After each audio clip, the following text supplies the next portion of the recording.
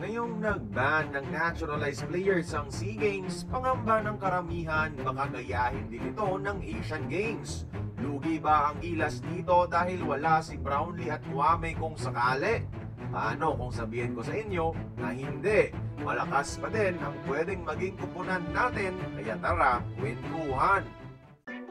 Importanteng malaman na yung ban sa naturalized player ay para lamang sa mga naturalized by law o constitution at hindi pasok dito yung mga half-foreigners na may dual passport at may dugo talaga ng bansang gustong i-represent kahit naturalized ang turing sa kanila ng FIBA. So kung hindi pwede si Brownlee, unang papasok ay si Jordan Clarkson, mga idol. Naturalized lang siya sa FIBA pero may dugong Pinoy, local ang classification niya sa Asian Games, SEA Games at Olympics, mga idol.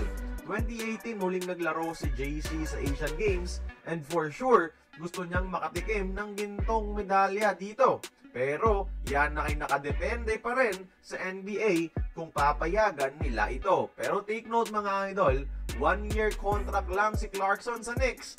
And by September 2026 na simula ng Asian Games sa Japan at free agent pa rin siya, walang magagawa ang NBA dyan at malaya siyang makapaglaro sa ating national team. Kung hindi pwede si Clarkson, nandyan naman si Boogie Ellis na unang nagpahayag ng interes sa SEA Games kay Coach Norman Black pero di lang natuloy dahil sa bagong oportunidad sa Dubai. Pero may Philippine passport pa rin si Boogie, mga idol, at yung pagiging isa sa mga best shot creators at scorer niya sa NBA Summer League at G League, papagaanin niya ng problema ng Gilas sa opensa, mga idolo, kung walang JB. Malay natin ituloy na niya next year, mga idol, kung walang NBA offer. Pwede rin si Ron Harper Jr., mga idol. Palagi kasing nasa two-way contract sa NBA ang matandang Harper at usually September free agent siya, mga idol. So di siya pwedeng pagbawalan ng NBA technically. Mas mahihikayat pa nga siguro maglaro si Ron, mga idol, no? Dahil maliban sa pamilyarang kanyang ama sa triangle offense, magsisilbing ticket niya ang Asian Games para mapansin ng mga NBA teams, lalo na kung maganda ang ipapakita niya kung sakali. At kung yung butas na iiwan ni Kwame naman yung problema, pwedeng pandagdag dito itong si Kame Kahepa, mga idol, ha?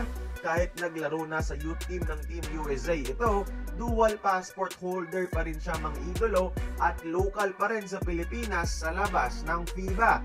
May NBA Summer League experience na ito at pwedeng maging 4 kung si Kai ang kanyang sentro, mga idol.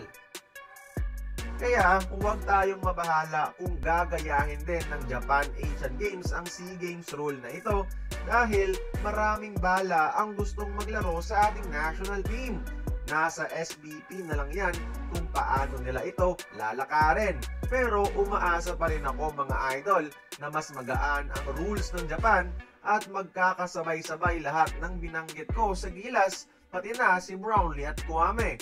What a dream team sana! Kaya kayo, mga idol, sino pang Pinoy foreign player ang gusto nyong idagdag dito? Join the conversation, magkomento lamang sa ibaba.